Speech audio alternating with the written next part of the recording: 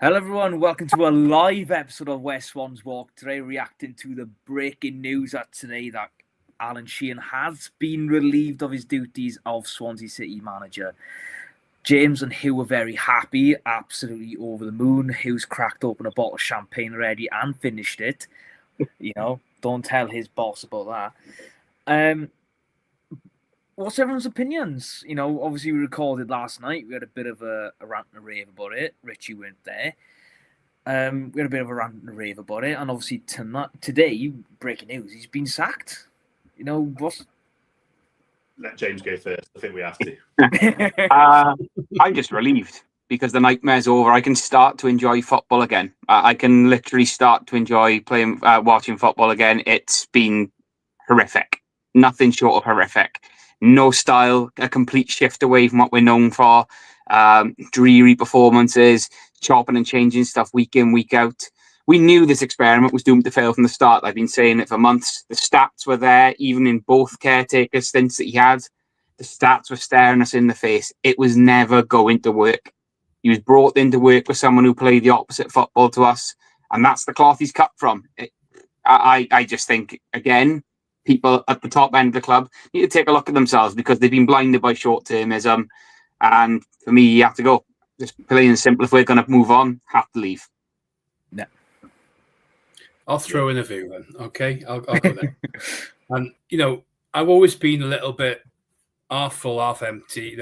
And I can see with Sheehan, he struggled recently, yes, but I was always a firm believer of giving someone a little bit more time, and I continue to say that. And I think I'm really disappointed with the club to sack him now. And I think, although perhaps the majority of fans, I would say, it's probably a 70-30 split at the moment, wanted him gone at the moment, I think it's the wrong decision because I think a couple of wins, we would have been back in that top half.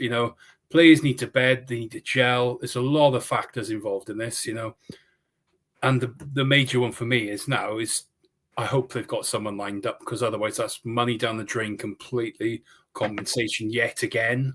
Let's be fair, this is season after season now. This continuous way of going downhill. And we all know what happens with continuous sackings. You go downhill, you'll end up like Cardiff in League One. I saw somebody on Twitter say today that Swansea's going to be the next Watford, or constantly sacking and rehiring managers every 2 months. You can't do it. No, you can't. That's a bit. I was going to say it's a bit of hyperbole, that is, though. And we are like Cardiff. We went for an interim that now should have had the job. So there's another similarity there as well. Touche. I think I agree with what both of you have said. I appreciate Rich's position on it.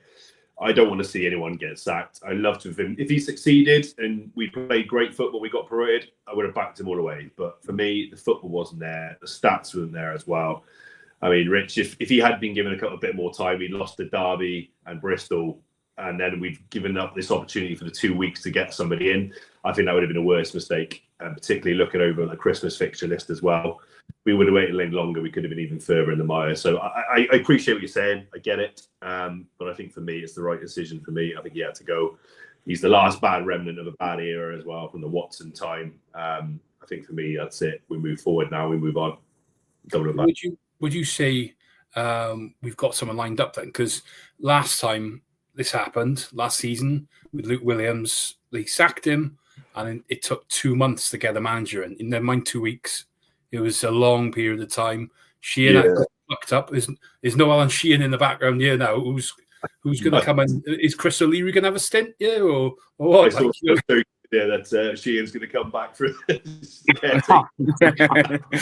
But no, it's boys, just a little bit, Yeah, it's a good point. It's a valid point. I hope we've got someone lined up. Yeah. I hope we've still got connection to Helberg or someone that we looked at previously. For me, I think he'd be a perfect fit, the way he plays football, some of the stats around his teams. If we're a stat club, which we've claimed to be, we've been looking at stats, got the old Moneyball thing, Moneyball going on, then I think someone like him has got to be given a chance. And yeah, but we've got 2 weeks as well. We've got a couple of weeks. If we can get it done in the next week, great. Gives them a little bit of time for a couple of training sessions. But yeah, for me, it's the right. I think as well, not having someone to fall back on as an interim will hasten things up a bit, because I think on both occasions it was almost like a protracted audition both times. It was almost like, let's see how long this can play out and we can keep him there for, and then we can see if we can give him the job full time. I think not having that, I call it a safety net now, does mean that we have to work quickly. I know it's the ideal time to do it. There's 2 weeks off. We can probably get it done realistically quite quickly. Again, I don't know how true this is from people I speak to. I know, Rich, you've got connections as well, but people did say that there was a list that if things did go pear-shaped, that we could fall back on. So I don't know. Again, I'm just surmising from things I've been told at the moment, but maybe we'll get it done quickly. Yeah, I hope so. Yes, is one thing, and it's anything can really be said, and you don't know what's going on behind the backgrounds. To be honest, that even people in the club don't know exactly what's going on. So it'll be shock to everybody. I'm telling you, I know guys in there. They'll be surprised. They wouldn't have seen it coming, and it'd been a bit of a blind spot. Things were going bad, but everybody would have thought it was going to turn it round. Alan, like we all expected him to be there, even all the journalists on the weekend at the game. We were there, we were all disappointed, we were a bit shocked of how badly it turned out. Yeah, no one really seen a 4-1 coming, and even though no one expected really to get that much from the game, I was probably the most positive one, as I usually am, in there thinking we can get something, but the way we played was terrible, and it's just brought things forward. But at the same time, I just like to see a bit of continuity now and just get somebody in and stick with them. If you're going to give someone a 3-year deal, you've got to really look at why you're doing that. You can't just think that. Otherwise, why not? You should just put him on a rolling contract for the season if you weren't sure he's going to be the man. It doesn't make sense to me. I think, for me, the reason they've done it now as well, if you look at all the other underlying numbers there, I think we discussed this last night, Rich, amongst ourselves. We said that if the underlying numbers were different, if you could see that we were about to turn a corner, I think the example I used last night was Graham Potter. There were many games under Graham Potter that we lost, and if you looked at the numbers, it's like, okay, we're trending in the right direction. There's something happening here. We've just been unlucky, or maybe things that we've conceded against the run of play. With this, every stat told us that this was going to continue. So I think maybe that's what's in the back of their minds. If you could look at the data and you go, okay, maybe we've been unlucky, maybe things have gone against us. But I don't think we can make that case in this instance. I think they've been alarmed by what they've seen. And another thing is the visceral reaction on Saturday as well. When it turns like that, they've done it under Duff, it happened under Bob Bradley. I think I saw Steve James say that once, on that day in 2016, they said Bob Bradley's safe no matter what. It turned at the end of the game, and unfortunately, there's no recovering from that as well. I found an interesting thing when I was looking yesterday, and I think this is a big point. Why did we go with a 3 at the back? Ian Walsh brought this up, and we went for it with the Man City game, and we stuck through a couple of games. And I thought at the time, I was thinking, it's very defensive. I was thinking on Saturday against Ipswich in the first half, particularly, they had one guy going forward, 3 centre halves. For that kind of game, it didn't really seem to match. Has he been told to play this way by somebody else, or is there other people involved in the way that things are going? We don't know what's going on behind the scenes, but it just seemed very strange not to play to some of our players' best abilities. Chopping and changing, it makes him look like he doesn't know what he's doing at the end of the day. And I think that was one of the biggest things the last couple of months. We've said it countless times. There was no settled team. Yeah. There was no team there was no spine of 8 to 9 players that were constantly in the squad no matter what. You could, first name on the team sheet, etc. Midfield being constantly changed, not knowing what his best midfield was, and when he found the best midfield, it was changed the next game. Players not be able to find their feet, a better rhythm.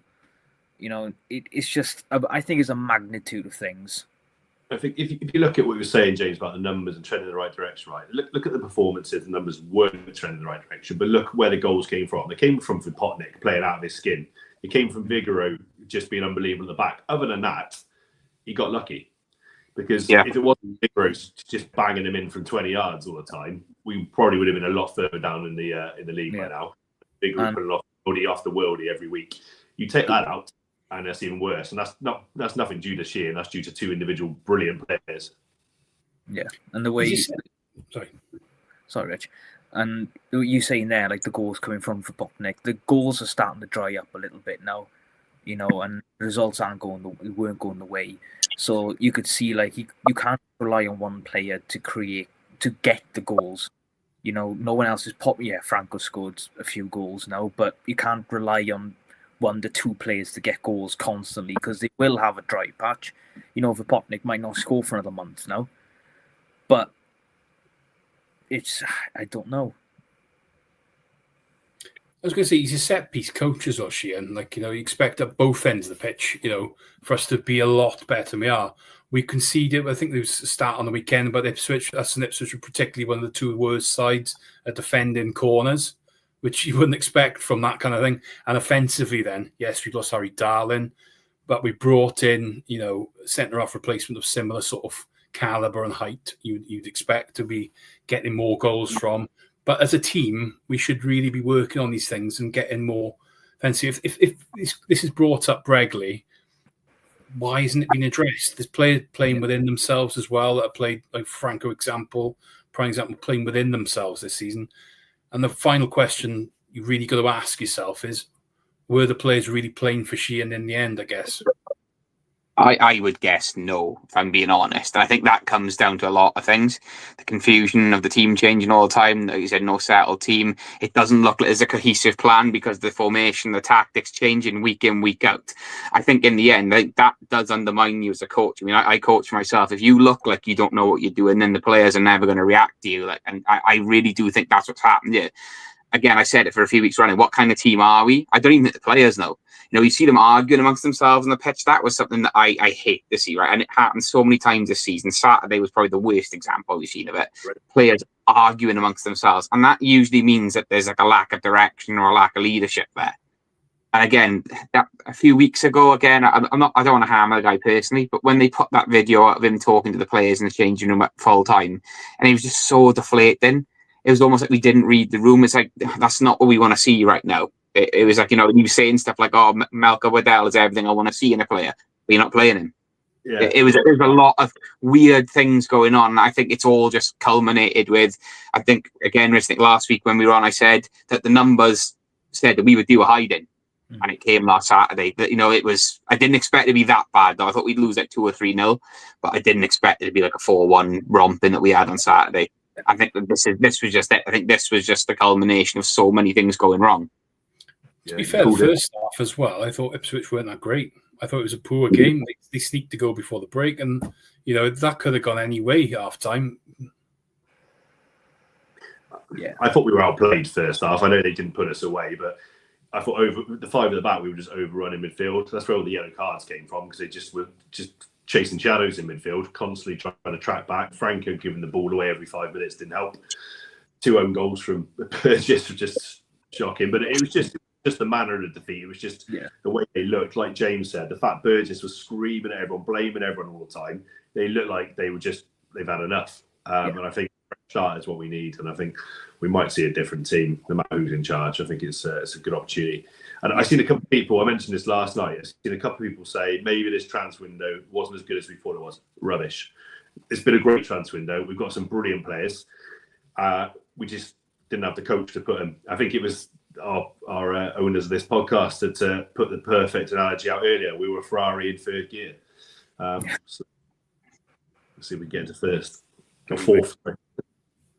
Well, Sheehan's gone. That's settled now. Well, not quite settled. He was only a few hours old.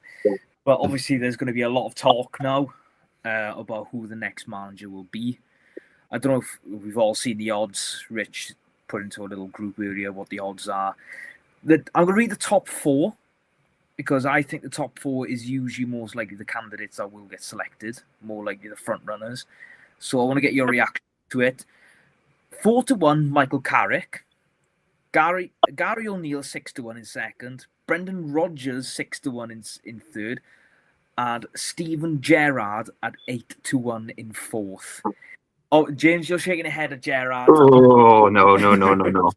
No. We've seen that story play out. He couldn't hack it in Saudi. No, thank you. Yeah.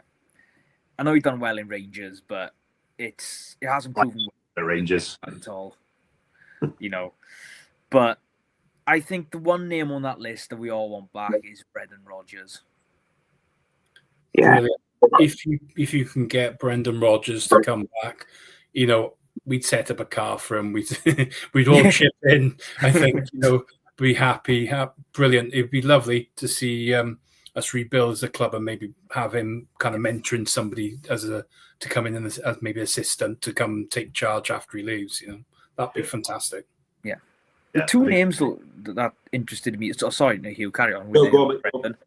The two names that obviously the front runners is Gary O'Neill and Michael Carrick. Carrick being last year at Borough, I can't remember if he'd been sacked or let go or the contract didn't get renewed. But I wouldn't mind seeing Carrick as manager because he didn't play that bad of a football at Borough. I think if you looked at his attacking stats, I think in his 2 seasons at Borough, he was top of every attacking metric as well. I know that people can say that they missed out in the playoffs and they didn't do so well in his second season, but there's a lot of reasons behind that. But if you look at his attacking statistics, the 2 years he was there, he was top of everything. Yeah. So you want someone who plays the right way and plays front foot, it's a good option. Yeah. I think you've got to look at as well the caliber of the manager. And, I know playing ability doesn't really come into it, but he was a great player and he had a lot of connections in the game as well. So you've got to sometimes look with a club like Swansea, can he tap into something else? Has he got connections with Man United's youth system? I'm not sure. So something like that would be be a nice name to bring in rather than us looking like we have done in the past, maybe a few seasons, we're going for a lower league manager who's done perhaps well down there and not really reached the elite performance levels as a player, experienced triumphs. I think someone like Carrick, a winner, would be a good appointment. And ironically, he's probably one of the better, of that group of Man United players that have become managers and actually done pretty well. Nobody wants Gary Neville in the dugout. Let's face it, after Valence.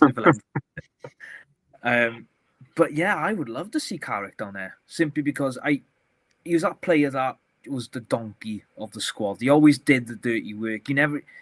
If you were looking at the game, you wouldn't see him. But if you watched just him, you'd see the whole game of what he was doing. That's what the type of players and that's what the type of manager he is. But also, Gary O'Neill.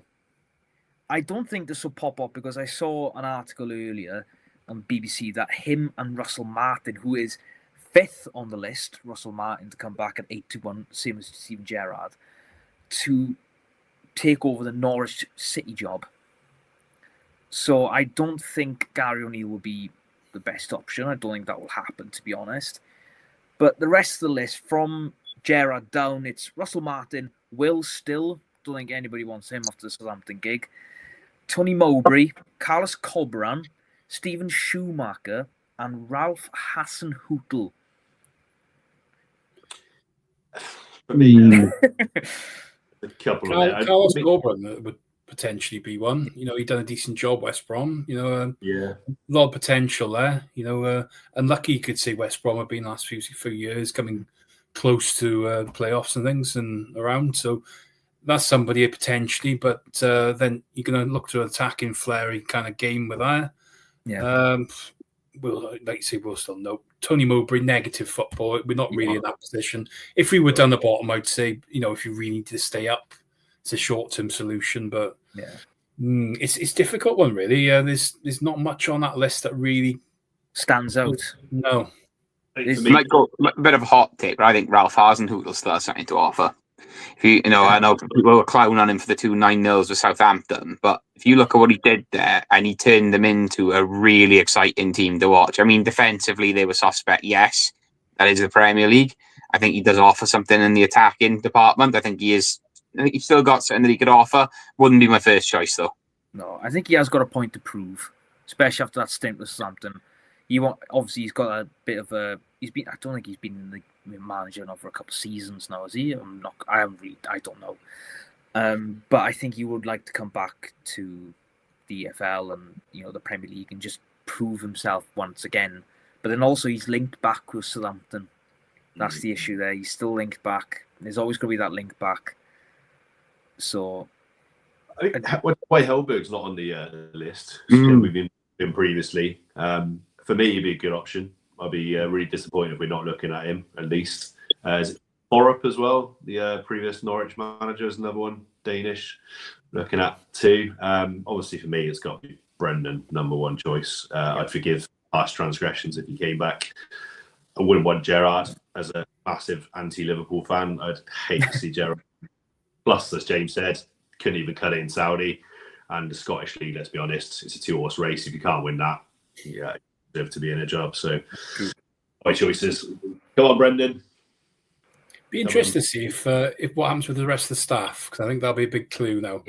Yeah. If Darren O'Day stays now, does that mean he's staying because he wants to have the job himself, or is he staying to come with Brendan, or is it going to be, there's a few Celtic people. I think they've saying something about rumour mill on chief of scouting, perhaps from Celtic coming in as well. So I don't know how much truth is in that, but there's been a bit of rumour mill going there today. Yeah. Three things for me though is no more appointing the interim, no one who was hired by Paul Watson, and someone who fits our identity. That's it. That's all I want at the minute.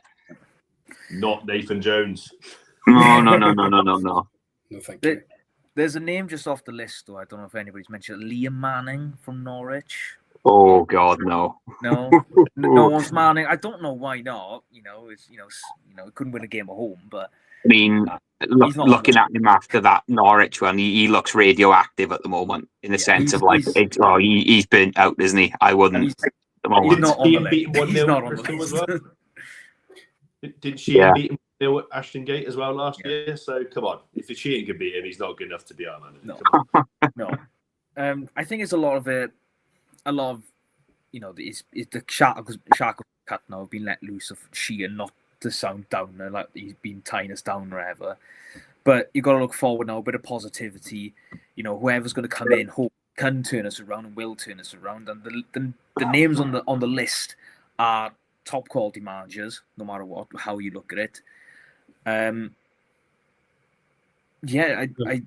As Rich said, you don't want to be looking. You don't want to be looking at lower leagues again, like Luke Williams, etc., coming from Notts.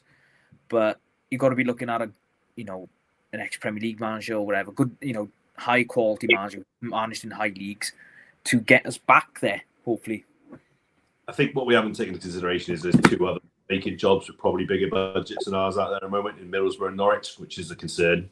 You've got to be looking. They've got a similar group, so it's bad timing on that front. They're also managerless, but we've got the owners, we've got the attraction, we've got the buzz at the moment. If they can just back it financially, we can get any of them. I reckon. That's a good point. That's a good point, Hill, about the Borough job. It's a very exciting. Not many times does a job like that come up that they're sitting pretty in playoffs. And a job like that does not come around often. That's a very, very promising job. Same with Norwich, But as you say, it's exciting times to see all these names on the list that are linked with the club to hopefully bring us back. But I'm on that bandwagon of either Brendan or Michael Carrick. Yeah, same. Realistically, I think it could be Michael Carrick, but optimistically, who I'd like to be back is Brendan Rodgers. He just gets the club.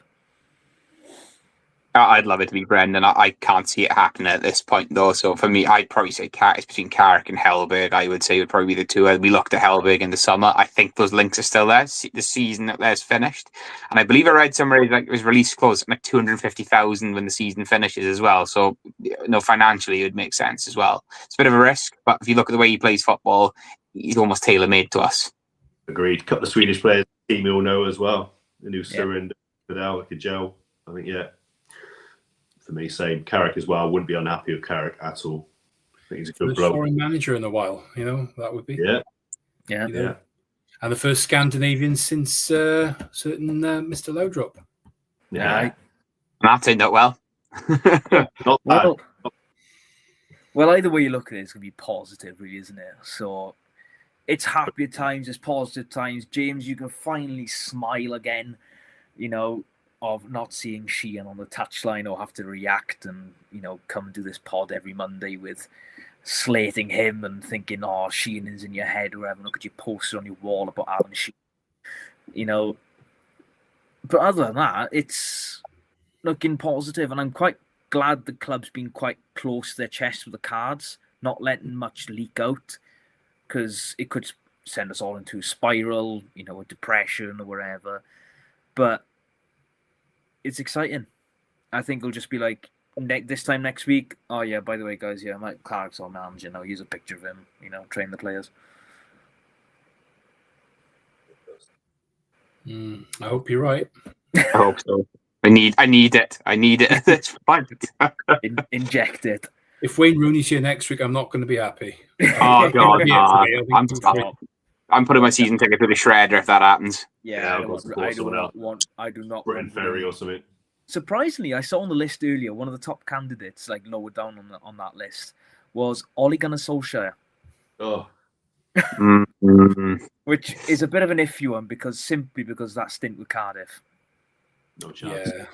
Yeah, definitely.